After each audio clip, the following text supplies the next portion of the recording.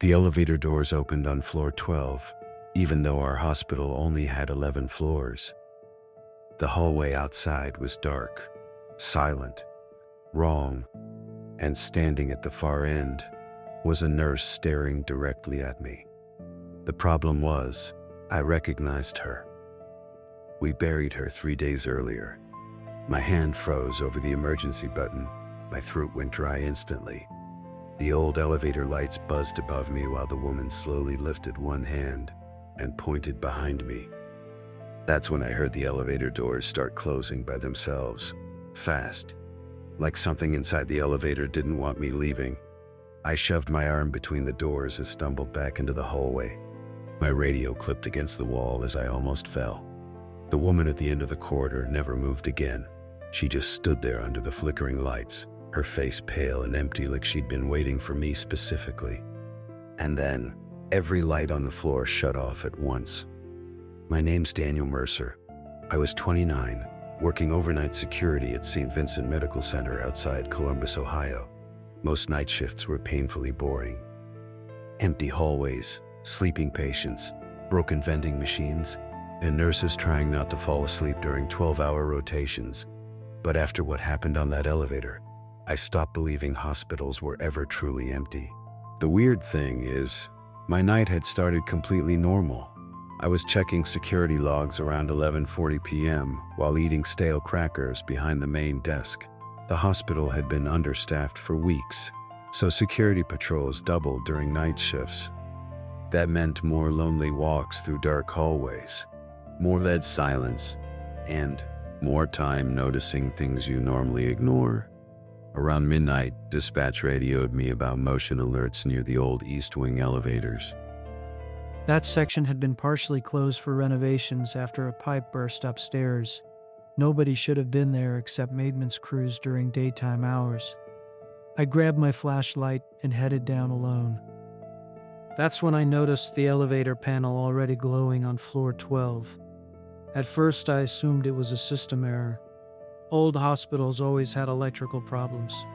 But when the elevator reached me, the display clearly showed 12. Then the doors opened, and everything changed. After the lights went out on that impossible floor, I backed into the elevator again and slammed the lobby button repeatedly. My fingers shook so badly I missed the button twice. The doors finally closed, but right before they shut completely, I saw the nurse move for the first time. She took one slow step forward, then smiled. The elevator dropped hard enough to make my stomach twist. Not descended, dropped. Like the cables had snapped for half a second.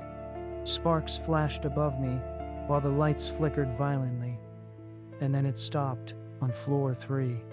Normal floor, normal hallway, except my radio was suddenly screaming with static. Daniel, a voice whispered through the static. Soft, female. Why did you leave me up there? I nearly threw the radio across the hallway. My heartbeat was slamming so hard it hurt. I kept telling myself someone was pranking me, but deep down, I already knew that voice belonged to Nurse Evelyn Parker, the same nurse pronounced dead after a stairwell accident earlier that week. I'd seen her body myself. That's when I noticed something worse. The security monitor outside room 314 showed movement inside the East Wing elevator, but the elevator camera was impossible to access from floor 3, and somehow, the feed was live. I walked toward the monitor slowly, trying to keep my breathing steady. The footage showed the inside of the elevator clearly. Empty corners, flickering lights, dirty floor tiles, and then I saw myself standing inside it, perfectly still. Facing the camera, I couldn't move for a second. My entire body locked up. The version of me on screen looked exhausted, pale, and slightly hunched forward, exactly like I was standing now, except he suddenly smiled. I wasn't smiling. The radio crackled again. Security to East Wing, dispatch said. Daniel, did you already return upstairs? I answered immediately. No, I'm on 3. A long pause followed. Then dispatch quietly asked, then who just walked past camera E12? My stomach dropped instantly. I ran toward the nearby security office and pulled up the East Wing camera feeds manually. Camera E12 overlooked the renovation hallway near the impossible elevator floor. And there I was, walking slowly down the hallway, head tilted strangely to one side. But this time, it was different. The thing on camera stopped directly beneath the security camera and looked upward, straight into the lens. Then it lifted my security badge toward the camera slowly enough for me to read the number. My number. I heard footsteps behind me and spun around so fast my flashlight slipped from my hand. One of the night nurses stood there holding coffee cups, staring at me like I'd lost my mind. "You okay?" she asked carefully. I looked back toward the monitor. The hallway feed was gone. I asked her if she'd seen anyone wearing my uniform upstairs. She frowned immediately and said no, but something about her reaction felt hesitant. Then she said something that made my blood run cold. "I did see someone near the elevators earlier," she admitted quietly, "but I thought it was you." That's when I realized nobody actually saw faces during night shifts, just shapes, uniforms, familiar movement patterns. You stop paying attention after enough overnight hours, and suddenly, that thought terrified me. Because if something copied the way I walked, nobody would question it. I headed back toward the East Wing with another guard named Marcus. He laughed when I explained the elevator issue, said old hospitals made people paranoid after midnight. But even Marcus stopped joking once we reached the hallway. Every elevator button was glowing. All at once, the doors opened slowly. Empty elevator. Dim lights buzzing overhead. Marcus stepped inside first while I stayed near the hallway entrance. Then the elevator speaker crackled live, and someone inside whispered my exact radio ID number. Marcus stared at me immediately. "Was that dispatch?" he asked. I shook my head slowly. The speaker whispered again. "Daniel Mercer." Security clearance accepted. The elevator suddenly began moving upward without either of us pressing anything. Marcus slammed buttons repeatedly, but nothing responded. The floor numbers climbed higher and higher until the display blinked past 11. Then came 12, then 13. We both froze. The hospital didn't even have a 13th floor listed in building records. Marcus backed into the corner, breathing fast now, and then the elevator stopped. The doors opened halfway. Cold air drifted inside. Not hospital air, outdoor air. Wet dirt, rain, forest smell. My flashlight beam revealed a narrow concrete hallway beyond the doors, lined with old wheelchairs covered in dust. Every wheelchair faced us, like they'd been positioned there intentionally. Marcus whispered, "We need to go." But before the doors closed, I noticed someone standing farther down the hallway, tall, motionless, wearing my security jacket. That's when the elevator lights died completely. We were trapped in total darkness for maybe 3 seconds, but it felt endless. I could hear Marcus breathing beside me, hear the elevator cables creaking above us. Then another sound appeared, slow footsteps entering the elevator. Marcus started yelling immediately. I swung my flashlight wildly the second the emergency lights returned. The elevator was empty again, but Marcus was staring downward, at the wet footprints on the floor. The footprints stopped directly in front of me. We forced the elevator open manually and ran back downstairs using the stairwell. Marcus kept muttering that someone had hacked the system, but even he didn't sound convinced anymore. Halfway down the stairwell, my radio turned on by itself again. Static first, then breathing. Not normal breathing, wet breathing, uneven, like someone injured. Then a voice whispered, "You left me here." Marcus grabbed the radio from my hand and switched it off completely. 5 seconds later, it turned itself back on. Same voice, same breathing, closer this time. We finally reached the lobby around 2:15 a.m. I expected relief, noise, safety. Instead, the entire front desk area was empty. No nurses, no receptionist, no phones ringing, just silence. And every monitor showing the same camera feed.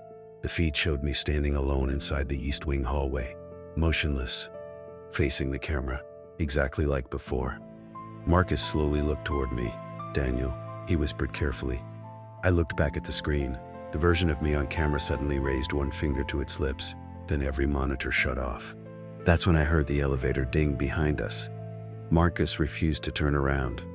I didn't want to either, but the doors had already opened. I could hear the old motor humming softly behind us. Then footsteps stepped out onto the tile floor. Heavy, slow, familiar. I finally turned around. Someone wearing my exact uniform stood there under the flickering lobby lights. Same height, same flashlight clipped to the belt, same face. But the smile was wrong. Too delayed, too empty. Marcus backed away instantly. "Daniel," he whispered again. Except this time, he wasn't looking at me. He was looking at the other one. The thing wearing my face tilted its head slowly. Then it spoke using my exact voice. "He's not supposed to be here anymore." And Marcus looked genuinely unsure which one of us had said it. I ran first, straight through the emergency exit doors into the parking garage. My chest burned while footsteps echoed behind me the entire way down the concrete ramps. But every time I turned around, nobody was there. Just empty shadows between parked cars. Police searched the hospital before sunrise. They found no 13th floor, no hidden hallway, no damaged elevator records. Marcus quit 2 days later without explanation. And the weirdest part, according to hospital logs, my security badge clocked out at 1:13 a.m., almost an hour before I supposedly ran from the building. I still work security, different place now. Different city, but sometimes late at night, I'll catch someone in the corner of a security monitor, standing slightly too still. Same posture, same uniform, same face, just watching me quietly from somewhere I haven't checked yet. And every once in a while, my radio clicks on by itself. A calm version of my own voice whispers one sentence: "You still left me there." The camera showed me walking down the hallway at 2:13 a.m. Slow steps, head down, flashlight in my hand. The problem was, I was still sitting inside the security office watching it happen live. My radio suddenly crackled beside me. Then a voice whispered through the static. My own voice. "Don't let me back in." I froze so hard my chair rolled backward across the floor. The figure on camera 6 stopped moving at the exact same moment, then slowly turned its head toward the camera, toward me. I worked overnight security at Pine Creek Wilderness Preserve in northern Montana, 26 years old. Mostly boring shifts watching empty trails and ranger checkpoints through old CCTV monitors while logging patrol activity every hour. The station sat alone near a forest entrance with miles of dark road in every direction. No tourists stayed after sunset that late into October. Around midnight, the power flickered twice during heavy wind, which wasn't unusual for the area. But after the second flicker, Camera 6 activated motion detection near the lower Trover. Right, the station looked at the Folan Bridge. The Washington letter, the state ripped the phone waiting to the doom, where the bags were out there. At first I thought it was another ranger doing perimeter checks. Then I noticed the jacket.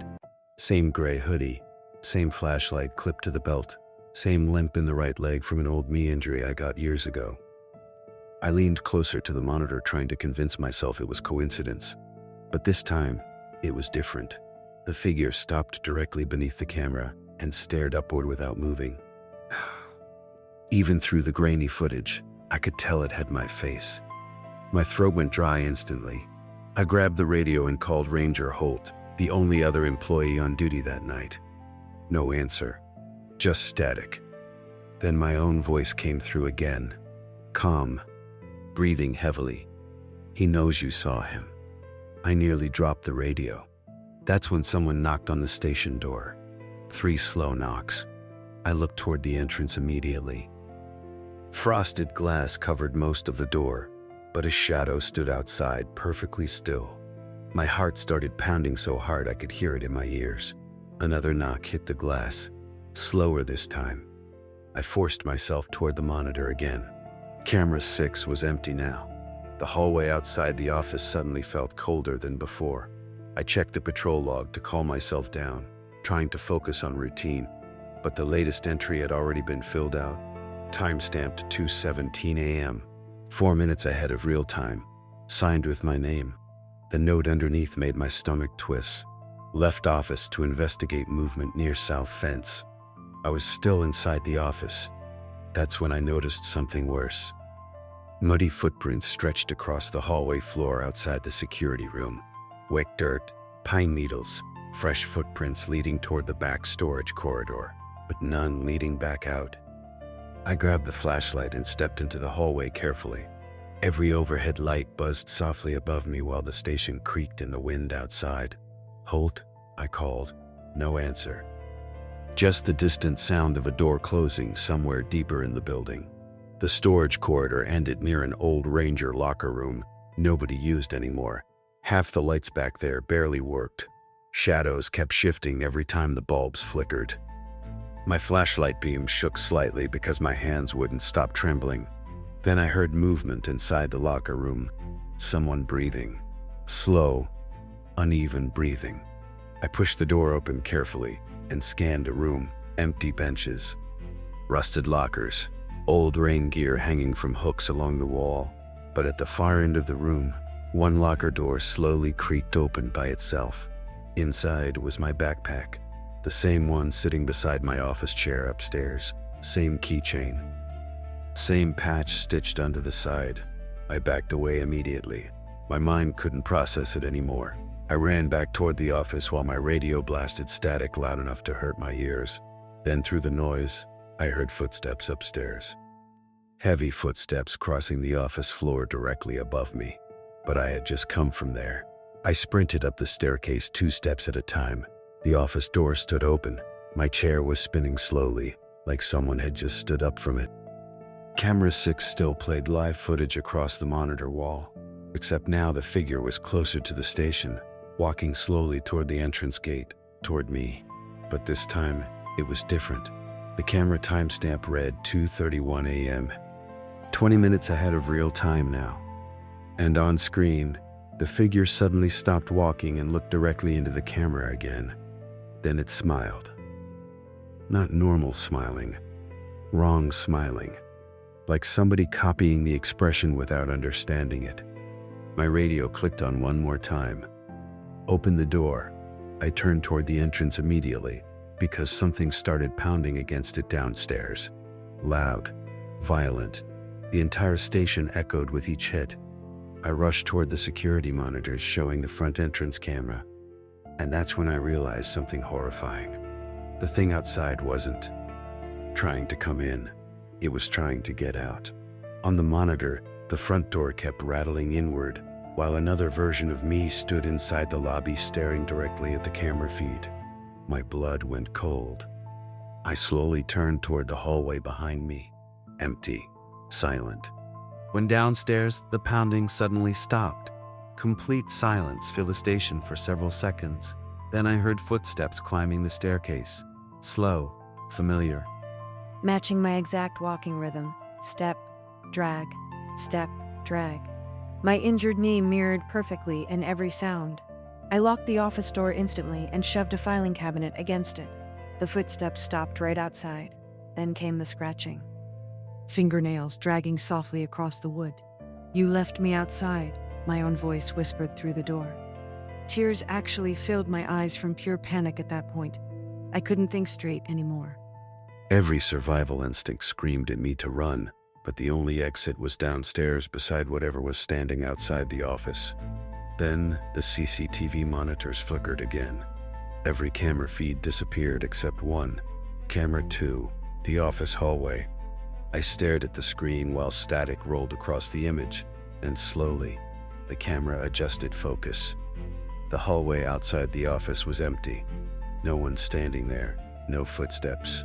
No figure, but the scratching against the door was still happening. Right behind me now. I turned around so fast my flashlight slipped from my hands. The office window reflected the room in dark glass. My desk, the monitors, me standing frozen near the center of the office. And directly behind me, another figure standing inches away. Same face, same clothes, same terrified expression, but its smile never moved. I spun around, nothing there. The scratching stopped instantly. Then every light inside the station went black. Total darkness swallowed the room, while alarms suddenly started screaming downstairs. Emergency backup lights kicked on seconds later, flooding the hallway in deep red light. I grabbed the radio again with shaking hands. "Holt, please answer me." Silence. Then finally, Holt responded, confused, half asleep. "Who's this?" My stomach dropped. "What do you mean, who's this?" I asked. Holt stayed quiet for a second. Then he said something I still think about constantly. "You already checked out an hour ago." Cold sweat rolled down my neck instantly. According to Holt, I had radioed him earlier saying I was leaving the station after spotting movement near the South Trail. He even described what I was wearing: gray hoodie, flashlight clipped to my belt, limp in my right leg. Exactly what I saw on camera 6. I ran outside before he finished talking. Snow crunched beneath my boots while freezing wind tore through the trees around the station. My truck still sat parked outside, untouched. But fresh footprints led away from the building toward the forest trail. My footprints, same boot tread, same dragging right step. The tracks disappeared in the darkness between the trees. Then my radio crackled softly one last time from my pocket. "You're still sitting in the office." I looked back toward the station window, and for 1 second, I saw myself standing upstairs watching me from inside.